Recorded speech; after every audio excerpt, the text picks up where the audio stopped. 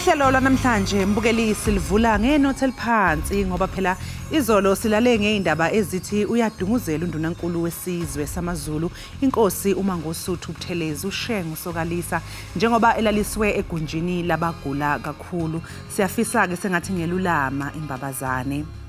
Mbukeli njengenjalo sifeqathatha singasagayelwa umphako ohlala wenabo uzuqhiyame ngoba phela ugcwele uyaphuphuma ke umgodla wethu. Sikuphathele zonke indaba ehamba phambili umhlahlo wesimo sezulu kanye nezemidlalo. Inqobile banyana kholosa. Lalela. Kubani ixesha? Angazi 10 past 4. Ngo-3. Xesha ngo-3 mbukeli wami litshilo igwitsho libhengeza ukufika kwethu kaloku siliqela olithandayo Ekhaya Jikelele. Qinisekile kaloku mbukeli into yokubana uthe nqanqa kumazamehlo uqoqa nendlebe kuba awufuni kuphoswa. Njengoko kaloku etshilo ugqawami uMamtshali into yokubana kuninzi esikuphathele kona namhlanje. Siyathi isixhosa into yokubana umbona umnandi ngokuchubelana. Chubela umeza chubele umeza kube mnandi ekhaya. Igama lami ke ndimlo ukhalosa kalubisi unonkanyezi uMahlongoti masizitshaye zalemini ziqhuma.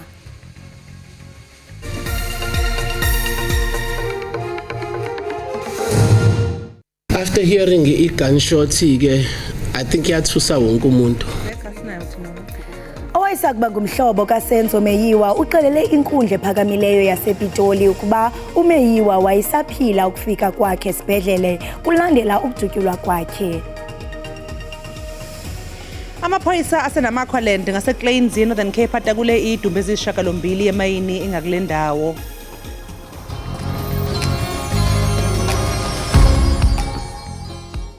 Lotshani nginguleno sigusheshelo umhajo ikwekwezi FM emthonjeni 9 to 12. Siyakwamukela ehleleni elitsha likamabona kude lendaba ezinabileko Ekhaya Jikelele. Sikhamba nawe nayomsebenzini uthi ngesikolweni konke okuhloka kuyokuthola zamba nje siphuma phambili indaba siqahe ngezemidlalo ubujamo bezulu ukuthi na uphuma ekhaya wazi ukuthi umbathe njani. Konke okuhloka ngelimi oluzwisisako la ku SABC News.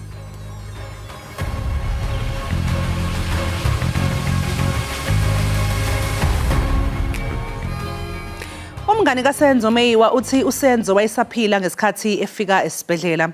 Ngesikhathi yethula ubufakazi umthokozi sithwala utshele inkantolo ukuthi uMeyiwa wayesahefuzela indleleni ebheke esibhedlela. Uthola ke mbukeli uzokhumbula phela ukuthi ngomunye wabantu ke ababekhona endlini ngobusuku kwadutshulwa ngabo uMeyiwa. Phezulu kwalokho uphinde wachaza ukuthi zangena kanjani igebengu ezimbili endlini ngalobo busuku. Esinye sihlome ngesibhamu kanti esinye sabe siphethe isikhali esicijile esifuze umese. Umthokozi sithwala uchaze kabanzi wathi wayenganamile ngobudlelwano baMeyiwa noKelly Khumalo njengoba wayewumngani besakhula nonkosikazi kaMeyiwa uMandisa. Uthwala uphinde wachaza ukuthi isigebengu sokuqala esasiphethe isibhamu safuna umakhalekhukhwini kanye nemali esinye siphethe okwakubukeka njengommese. Ngikhumbulayo ukuthi wafuna amafoni nemali. Yebo waqhamuka ngemva kwaKelly. uKelly wabaleka wangena kuleli room leli. Uthi uLongwe Thwala wakwazi ukududula lo wesibili owayephethe isibhamu wabaleka waphumela ngaphandle emva kwengxabano kwase kuqhuma isibhamu. After hearing i-gunshot ke I think yathusa wonke umuntu. Kwaba khona ukuhlukana kuba khona kancane mina ngikukhumbulayo nje ukuthi ngabaleka ngaphuma ngomnyango. Emva kokuphuthunyiso kaMeyiwa esibhedlela uThwala uthi ekufikeni kwabo izisebenzi zabatshela izindaba ezibuhlungu. After like 5-10 minutes waphuma udokotela and then wase wacela umuntu omdala into engikhumbulayo ukuthi ngathi kwayuma kaKelly babizima kaKelly but ngase ngalandela mina ngikhumbula ukuthi ngalandela base basho ukuthi akasekho. Uthi wahlukunyezwa amaphoyisa amahora ayisithupha wayeboshwe izandla nezinyawo. Base bakhipha umata into umata esikhwameni futhi lo mata base bawubeka la ngaphansi kwe-private party yami.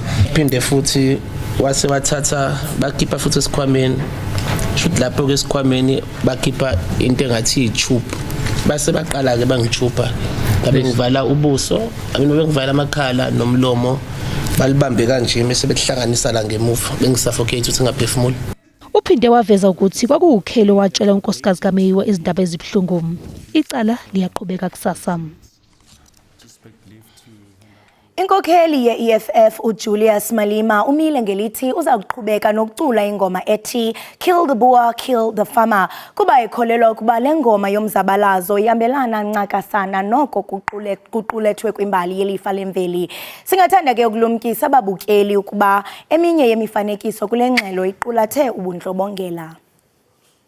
Kill the Boer, the Farmer. Yisona lesi isiqubulo somzabalazo esaduma kakhulu ngeminyaka yama-90s. uMalema uthi noma ngabe sekwaphela iminyaka engaphezulu kwama-30 lesiqubulo esihambisana nomzabalazo saduma khona kakhulu, kuyena asikaphelelwa nhlobo isikhathi. There is a court decision that must be respected. Those who have appealed it, they must go and fight it in court. We won, and we shall sing this song in line with the court decision. The Court of South Africa, an independent court, has made a declaration on this matter and is closed. Iqeqebana labamhlophe elingajabule ngale ngoma litheleke ekomkhulu lamahhovisi eqembu lingamenyiwe emini namhlanje, nokuyilapho ke lihlangabezane nezimpi layithutha. Here is not a place where we are scared of a white man here. Here is the only liberated zone in South Africa. Yeah. No white man comes taking chances here. Those ones who came earlier, they must thank their God. They must try it again. They must thank their God. It's not a playful area here. iDA isinqume ukumangalela umholi we-EFF emkhandlwini wenhlangano yezizwe, kanti iqembu iFreedom Front Plus lona livulele icala uMalema estation samaphoyisa. Amaphoyisa aphume inqina emva kokutholakala kweyidumbu ezisishiyagalombili emayini engaseClains yesifundeni iNamaqualand Northern Cape. Okhulumela ke umasipala eNamakhoye eSpringbok uthi amaphoyisa alunywe indlebe malungana nomhubhe obhidlikile kule mayini. The police have excavated 8 bodies so far, and the police do believe that there might be more people, that might be trapped. But they are still, working tirelessly to see if there are more people. So we will know more once they have made any discoveries. We are not quite sure at the moment, but we have experienced heavy rainfall, this past couple of weeks. As you might know, that we had road closures and we had aid relief, that came to our relief, to our aid, and brought relief to some of our communities that were trapped. So that was that. There was heavy rain. So, the ground is a bit unstable at the moment. And we call them diggers around here. They have been digging for some time and they are digging quite deep tunnels. Now, these tunnels are unstable, and some of these people, they come here and they come and dig here. They are not miners, or they never used to work in mining, so they do not know about safety and all those things. And like I said, it's not, it's informal mining that's happening here. Bangaphaya kwama-20 abantu abajulwe ngaphaya kwezithixo abatyholwa ngokomba igolide ngongekho mthethweni eRiverlea eRhawutini emva koqhankqalazo lwabemi abakhalela ukhuseleko kule ndawo. Namhlanje abakwaSidlodlo bagasela imijondolo yasezamimpilo eduze kwaseRiverlea beyoshaqa amathuluzi asetshenziswa iqembu labamba izimayini ngongemthetho. Lokhu kuza emva kokuba izakhamuzi zaseRiverlea zingenele umbhikisho ngomsombuluko. Lo mkhankaso awugcinanga ngokushaqa amathuluzi kuphela, kepha kuphinde kwaboshwa nabokufika abangenawo amaphepha okuba kuleli. Yize kunjalo, kepha abanye bacele impunzini ngaphambi kokufika kwamaphoyisa kule ndawo. Now we haven't found anything. It's just that we saw the Zamazamas running down. So they slept down, and then when they slide down, that's when we were rushed. Owengamele zokuphepha komphakathi eGoli uthi kungenzeka ukuthi lamaqembu anethemba lezobunhloli kwaze senjalo uma bezama ukwabamba babuya belambatha. Perhaps they must actually help us, because this must be an intelligent-driven operation. Because what happens is that these guys, as you have seen, that they are very organized. When it's like, when we plan this operation there, and then we're going in, by the time we get in, they're gone. Okwamanje bangaphezulu kwama-20 abantu abadabuka kwamanye amazwe asebekhalelwe ngamasongo kasigonyela emijondolo yasezama impilo kanti amaphoyisa asiqaphe ngelokhozi isimo. Yize imbangela yokuqhuma okwenzeka emathunjini omgwaqo enkabeni yedolobha iGoli siqinisekisiwe ukuthi kwaba i-methane gas, kepha namanje akahlaluki umsuka wokuqhuma. Lokuza nje umkhandlu udolobha waseGoli uthi izindleko zobungakho bomonakalo wadaleka zingase zidle igidi eziyi-170 zamarandi. Emasontweni amabili adlule kwaqhuma igesi emgwaqweni uLillian Ngoyi owawaziwa ngeBri enkabeni yeGoli. Selokwenzeka lesi sigameko kube nembuzo ngokuthi imbangela yalokuqhuma bekuyini. Namhlanje ke le mbuzo iphendulekile. The type of the gas that has fueled the explosion is methane. We can say it with certainty, it's methane. Ngesonto eledlule umkhandlu umemezele ukuthi le ndawo isiphephile futhi. Uphinde waveza ukuthi inhlelo zokuyilungisa seyiqalile. The rebuild and rehabilitation of Lillian Ngoyi Street must ensure that going forward, we set the standards for the management and underground infrastructure and the roads that lie on the surface. Uphenyo lisaqhubeka kanti akakacaci ukuthi lo mgwaqo uzolungiswa isikhathi esingakanani. Usapho lakwaDalisile Ngcobo lutyhola isebe lezempilo eMpuma Koloni ngongakhathali. Okuke kuza emva kokuba oogqirha besibhedlele iNelson Mandela Academic Hospital betyhola ngokwala ukunyanga indoda eneminyaka engama-23 ethe yatsha ngokumasikizi engalweni, esifubeni nasebusweni. Selezileqa isibhozo iinyanga uNdaba Zovuyo Dalasile esesibhedlele. Lo ubengumfundi kwanocollege eDikini. Izandla zakhe zezona zinomonakalo omkhulu. Bekukhe kubekho ithuba lokuba athengelwe izixhobo zokutshintsha amanxeba nanjengoko bezingabikho esibhedlele eNgcobo. Xa zawuya umntana eMandela kuyafika eMandela kuthiwa akho bhedi, ibhedi umntana bezawulala kuyo kufakwe umuntu kuyo. Ucelelwe indawo eMthatha General Regional Hospital. Wathatha umntana wayobekwa pha. Oogqirha baseMandela zange baye neminenye. Usapho lakwaDalasile lavuma ukuba kwenziwe utyando, kodwa isibhedlele iNelson Mandela sele simjike amageli. Ndayoyisayina i-consent form phaa ngabo-9 ekuseni. Ndayisayina ndafika ifilishwe ndasayina. Ndalinda i-ambulance, yafika i-ambulance yasithatha saya etheatre eNelson Mandela. Xa sifika eNelson Mandela etheatre kwathiwa ayaziwa le nto. Isebe lezempilo lithi uzokutyandwa kwiveki ezayo. Oogqirha abazingcali kuqhaqho benze uphando olugqibeleleyo kwimeko yakhe ngenjongo zokufumanisa ukuba ukulungela kusini na ukuyokwenziwa uqhaqho. Iingxelo zibuye zibonisa ukuba zikhona izinto oogqirha ebezibaxhalabisa neziye zakhokhelela ekubeni bakhe baziqwalasela.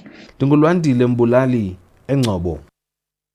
Umkhandlu udolobha weTheku uthenge amaloli angama-55 athwala amanzi ukwengeza kulawo angaphezu kwe100 avele ekhona kulomkhandlu. Lamaloli athutha amanzi angama-55 azokwandisa kulawo angaphezu kwe100 avele ekhona eThekwini. Lamaloli azosiza imiphakathi esekuphele izinyanga intula amanzi ezindaweni ezahlukene zeTheku namaphethelo. Ingaphezulu wamaphesenti angama-60 inqalasizinda yedolobha eyacekelwa phansi izikhukhula ngoMbasa nangoNhlaba ngo-2022. Must remove lawa 55 ebesikade siwaharisha ngaphandle kwabazimele kuzokwehlisa ibudget yethu ukuthi ebesiyisebenzisa sikhokhela bona ama-millions besigcina spend 100 million ngonyaka ekharisheni lama trucks. So kuzokwehlisa lowo mthamo wemali ebesiwukhokha, leyo mali sizokwazi ukuyithatha manje siyichanele ekumaintaineni silungise kahle inqalasizinda yethu. Ukhawunda uthi kudingeke ukuthi umasipala ushintshe izimali ebezabelwe omunye umsebenzi ukuze kulungiswe inqalasizinda eyakhahlamezeka ngezikhukhula. Sizothula ama-truck amaloli lawa okuhambisa amanzi emphakathi, kakhulukazi le mphakathi enenkinga efana njengongonyameni, enenkinga efana njengoko-Ward 2 Ward 3 komzinyathi. Umasipala uthi usuqinisa ezokuphepha ngokufaka amakhamera ukuze kugwenywe ukwebiwa kukadizili emathangini abo. Ukuntshontshwa kukadizili ezinye zezinto ebeziphazamisa ukulethwa kwamanzi. NginguNonhlakanipho Magwaza ezindabeni ze-SABC eThekwini.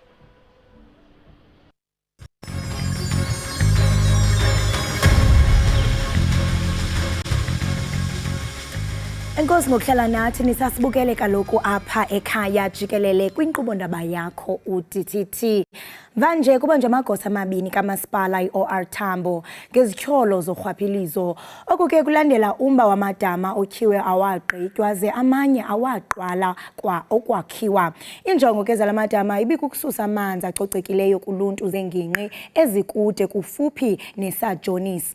Ukuthetha banzi ke ngalomba siye sakrweca kaloku uZimkhitha Macingwana nothethela umasipala wase-OR Tambo.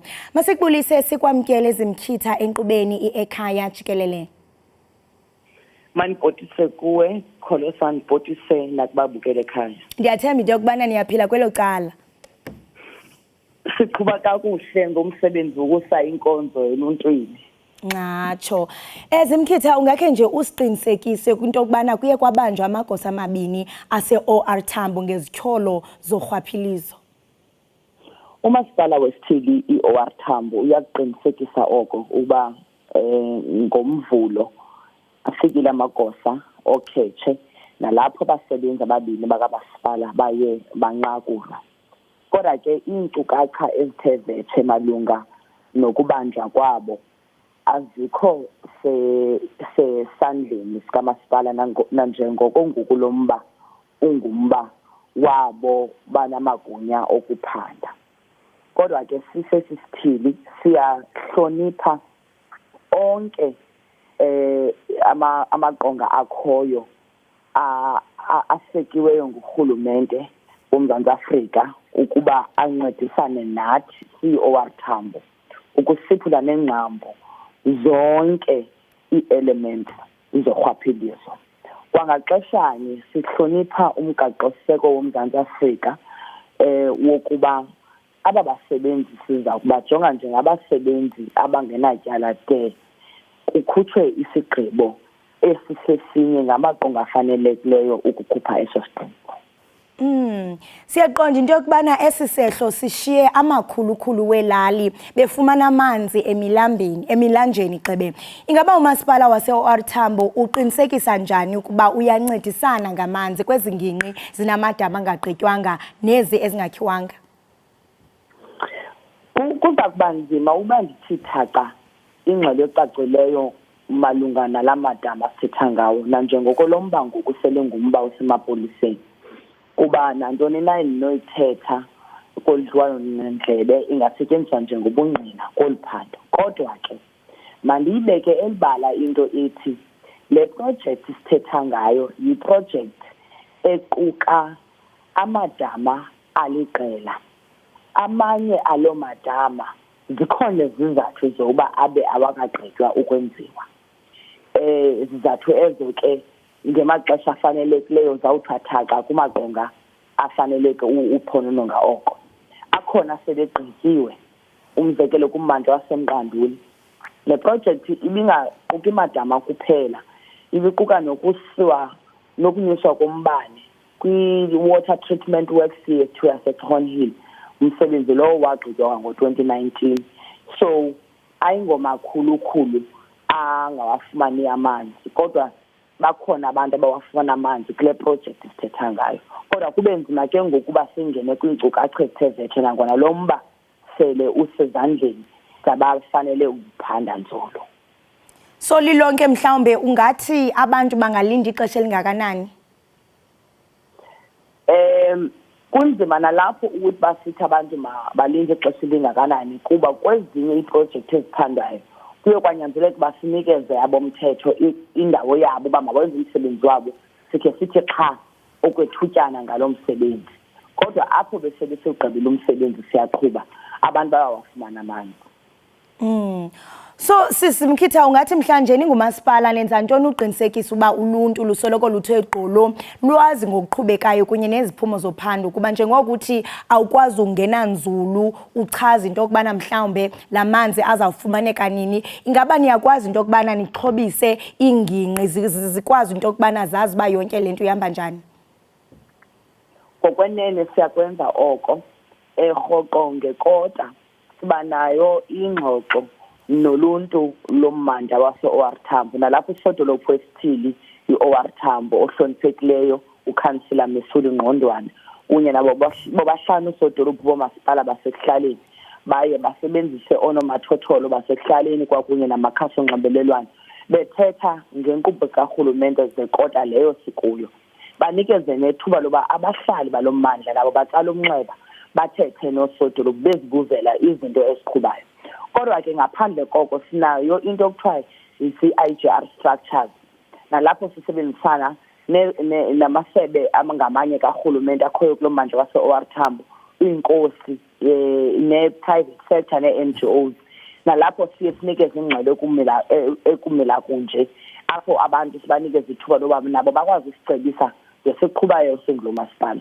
Masiphinde sigxininise into ethi singulo masipala e-OR Tambo siyazamkela zonke i-investigations ezizayo ngoba siyathemba ukuthi ezi investigations zizozasincedisa ukuba apho kukho urhanelo loba kukhona ulutyiwo lwemali i-investigations ezo zizakwazi usinikeza izigqibo zoba ingabe imali ichithwe ngendlela engeyiyo na okanye imali karhulumente isebenze ngendlela efanelekileyo.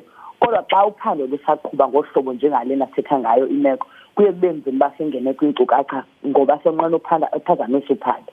Kodwa ke ndiphinde ndiyitsho into yoba Kholosa kwalapha kwibhunga le-OR Tambo sinayo ikomiti eyi-MPAC yona le komiti nayo yikomiti yangaphakathi eyenza olwayo uphando ngazo zonke iinkcitho zikamasipala ithi ekubeni yenze uphando lwayo isinikeze i-recommendations apho ibona kufanelekileyo uba senze uphando lwangaphakathi ukwenza ukuthatha amanyathelo apho kukrokrelwayo uba lukhona unyawo lwemfene kwindlela abakwenziwe ngawo umsebenzi.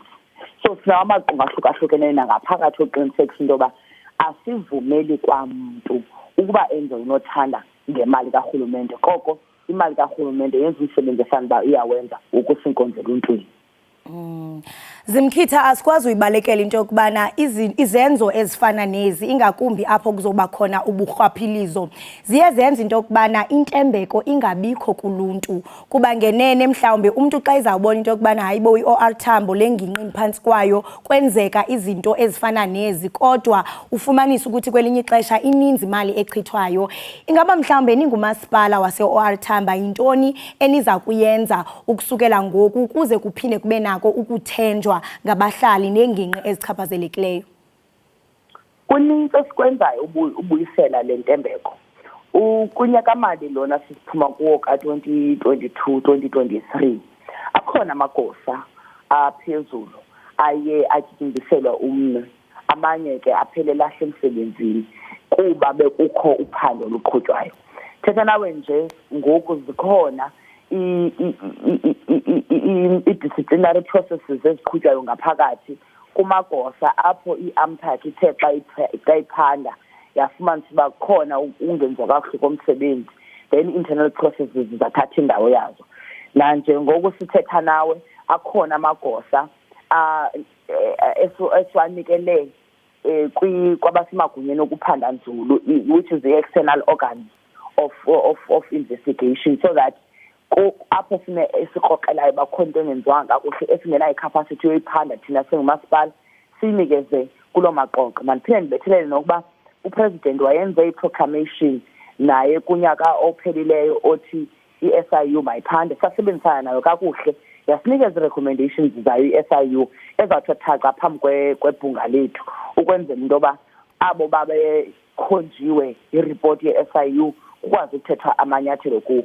Zama ukuthi ke intembeko siyayifumana ebantwini balo mmandla kuba asithi apho kukho urhanelo loba kwenziwe ngendlela engeyiyo sihlale phezu kwalo mabibi. La mabibi lawo siwabeka elibala abo benze ukubi bajongane nengalo yomthetho okanye bajongane nee-processes zangaphakathi zokulungisa izigwegwe zabo. Kodwa mandiyiphinde kokugqibela into ethi kulona umba kuba ingumba osaqalayo nje uphandwa ngamapolisa kuzaba nzima uba singene nzulu kwezo nkcukacha. Kodwa ngexesha elifanelekileyo amapolisa xa egqibile ukwenza umsebenzi wawo sizaze eluntwini sizowaxelela uba nantsi indima ehanjiweyo ngokhetshe nazi izigqibo ezithathiweyo.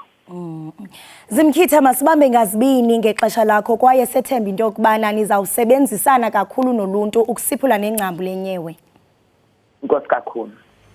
Right, mbukeli we-Ekhaya Jikelele lo ke besithetha naye nguye uZimkhitha Macingwana nothethela umasipala i-OR Tambo esiqinisekisa kaloku mbukeli into yokubana ngenene kuye kwabanjwa amagosa amabini erhaneleka into yokubana nabo bebekhona ngezityholo zorhwaphilizo kulandela ke amadama akhiwe awagqitywa pha kumasipala we-OR Tambo. Uyatsho ke mbukeli into yokubana uba ngaba mhlawumbe ufuna ingcenezo ezithe vetshe ngalomba ungabandwendwela beyi-OR Tambo. Kanti ngoku ke masithi qhwi evenkileni wena ungayindawo siyabuya emva kwale ntengiso.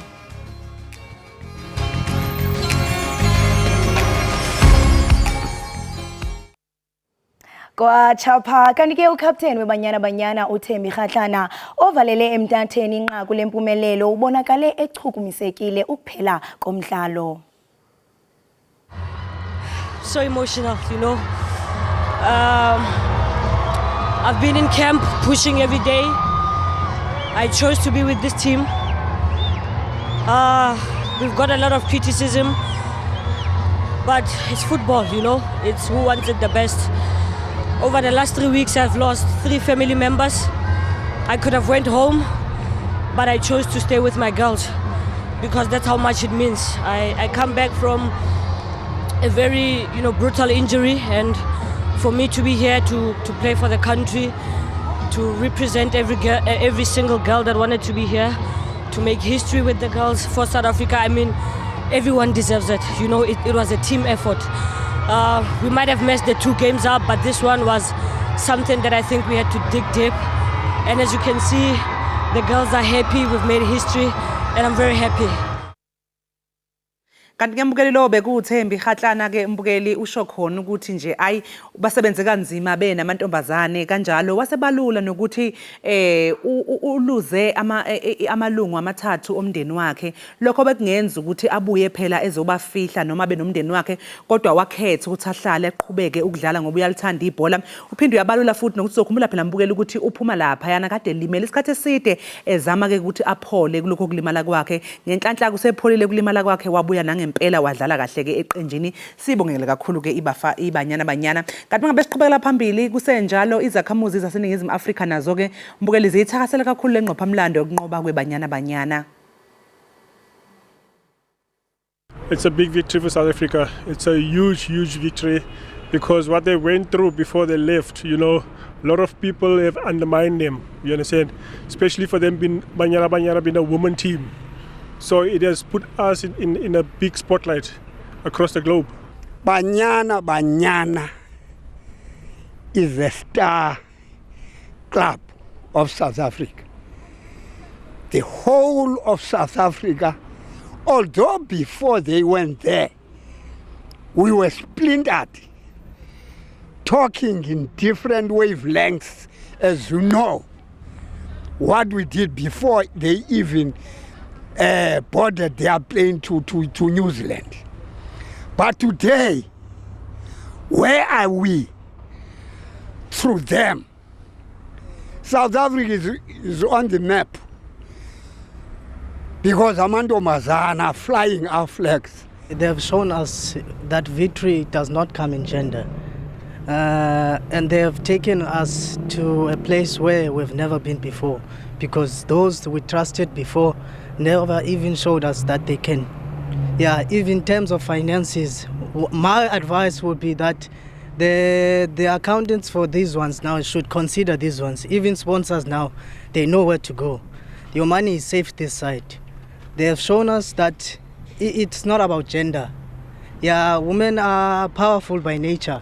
They know how to do things. They have done it. All I could say is that show us more. Iiproteas zilwe kwalweka nalapho ziye zaphela zintanganye kumdlalo wazo neentshatsheli ezikhuselayo kwibhola yomnyazi eNew Zealand. Kumdlalo ke ubunika umdla kunene eKapa eCape Town International Convention Centre. Njengokuba ke izinto zimile ukuze uMzantsi Afrika ufumane ithuba lokudlulela kumdlalo wandulela amagqibela kankqoli eKapa, kufuneka ke iJamaica ibethe iNew Zealand kumdlalo wanamhlanje ngaye u-11 AM. Ngelixa ke yona iProteas ifuna ukugqitha kwi-Uganda. I-Sunshine Girls yaseJamaica ibethe iTrinidad and Tobago ngayo u-89 kuye u-26 kumdlalo we-Pool G, kwaye ke izibeke kwindawo kumdlalo wandulela amagqibela kankqoyi ngempelaveki. Nanka ke amanye amaqabantshintshi. She'll have to watch that, Wilson, because that's the real strength of her game, is that sealing off, and that's all she did there was seal off and presented and got pulled, so perhaps she'll have to change it up a bit. Contact, goal defence. Yeah, that was really sneaky, Jenny.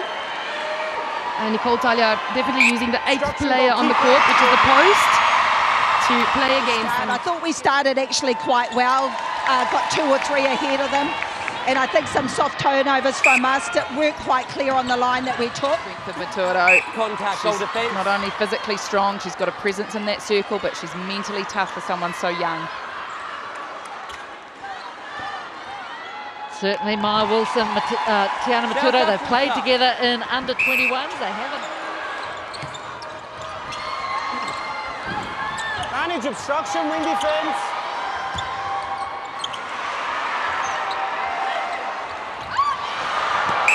Contact. Go defence. That's it.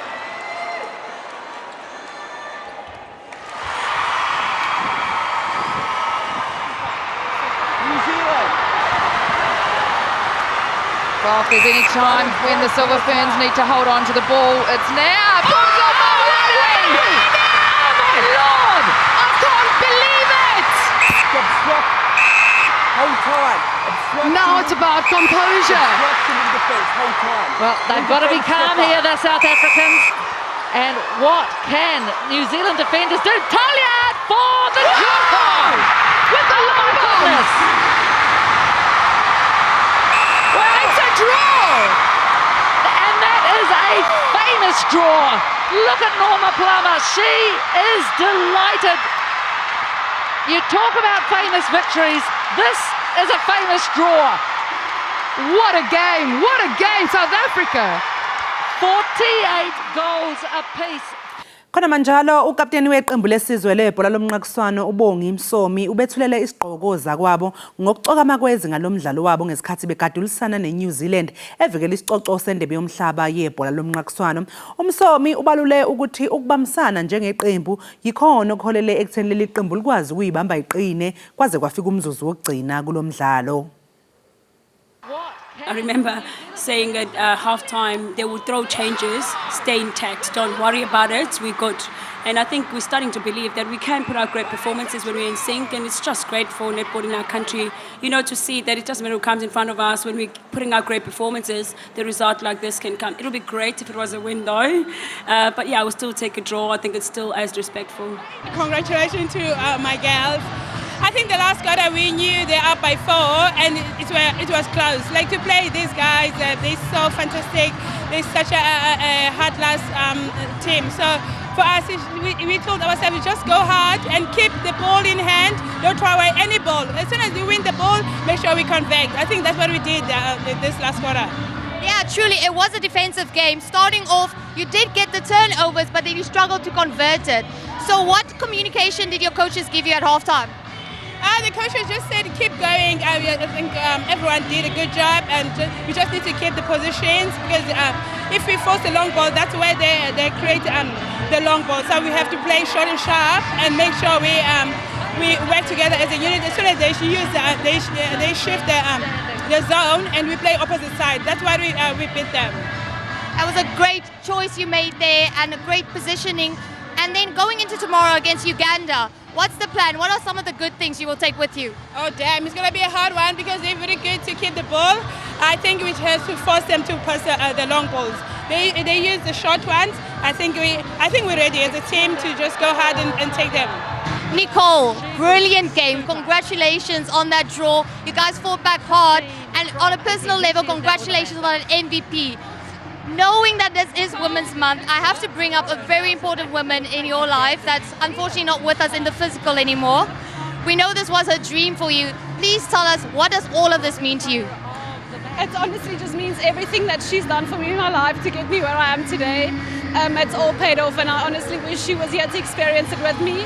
But all of her friends are in the crowd, and I can feel her, and I can feel her love. This is definitely so much bigger than all of us. I can see the passion you're playing with. I can see the pure emotion. And I know Mama D would be so proud of you there up in heaven. And I just want to say congratulations on everything you've been doing and all the best for tomorrow. Thank you, Joe. Njengamanje ke mbukele ke siphosa amehlo ke sibheke ukuthi kuhamba kanjani futhi simi kanjani isimo sezulu.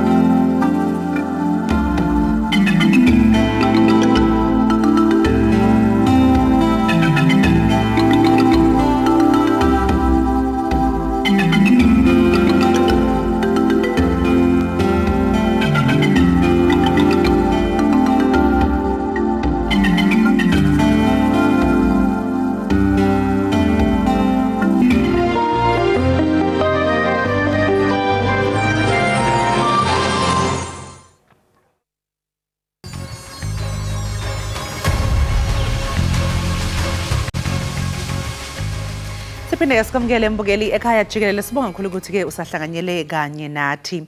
Abafundi baseyikhungweni zemfundo ephakeme abangeneme bamashele eindlini zombuso ePitoli nasemahhovisi omnyango wemfundo ephakeme ukuyokwethula uhlu lwezikhalo malungana nokuhoxisa kwesibonelelo sokuxhasa abafundi esikhwameni seNSFAS. Iningi ngembukeli labafundi likhala ngokuthi phela imbangela yokungaxhaswa kwalo ayinaso isisekelo esizwakalayo. Ngaleyo ndlela abafundi bafuna ukuthi ungqongqoshe wemfundo ephakeme uDokotela uBlade Nzimande aphume nesixazululo kulolu daba. Ukubheka banzi lolu daba sixhumana nomengameli womkhandlu omele abafundi eNyuvesi yase-Western Cape ophinde abe isikhulumiso mengameli bemkhandlu abafundi emanyuvesi nje akuleli uMandla Notyawa. Mandla asikubingelele sikamukele ekhaya Jikelele namhlanje ekseni. Kahle kahle kufuneka ngabe ngithi mengameli sikubingelele namhlanje ekseni. No, nama ngithathela ithuba ngibulise kuwena ababukeli ekseni namhlanje. Sibonge kakhulu ukuthi ube nathi uxoxisane kanye nathi lapha ekhaya Jikelele. Sekuphala iminyaka kunomdonsiswano phela phakathi kweNSFAS kanye nabafundi. Uthi kodwa siyoke sitholakala isisombululo kulolu daba. Ngohlobo uhulumende wanamhlanje oqhuba ngalo ubonakalisa ukuba ngabakanaso isisombululo. So deala ne-problems izidurance ezihlangana nazo. Ngenxa yesibonelelo isizikahulumende songu-NSFAS. Njengoba nawo sitsho kudala iminyaka nomnyaka sithethe intweni sicela ukuba ngabe uhulumende angenelele olungiso uphinde uncedisana no-NSFAS kwi-administration yakhe because u-NSFAS Jikelele uyabafela abafundi kwi-university eJikelele lapha eSouth Africa. Yamandla kahle kahle nina njengabafundi yiziphi izikhalo eninazo nje eziphezulu kwilist yenu enithi nikhononda ngazo? Welezine izinto esizibona njengezinto esidinga uhulumende makangenelele kuzo kuba kudala sizama ukuthetha Ewe Mandla. Mandla, sicela uzame uku-unmute lapho nakho singasakuzwa.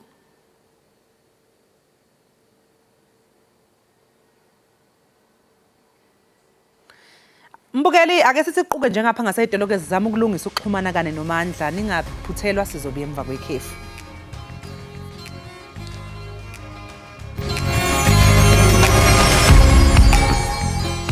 Siphethe sikwamukele mbukeli lapha ekhaya Jikelele ngaphambi kokuthi sekhefini mbukeli besixhumana noMandla Matya omengameli wabafundi lapha ya Jikelele. So besikhuluma naye ngendaba ye-NSFAS okuthi ke abanye abafundi isithe yasusa imali ke ebebenikeza bona.